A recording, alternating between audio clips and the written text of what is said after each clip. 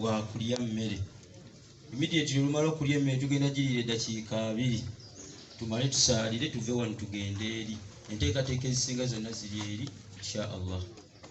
Abawali mu bano era bano bwe bagenda okutukulembera bano ni mukama waffe yono Ssekasalo kiwedde insha Allahu taala. Katutandike okulya emmere ffenna. Olunaku lwayo si lwakusiiba, tutandike okulya emmere, tumale okulya emmere eddakiika geega 2. Assalamu alaikum warahmatullahi wabarakatuh.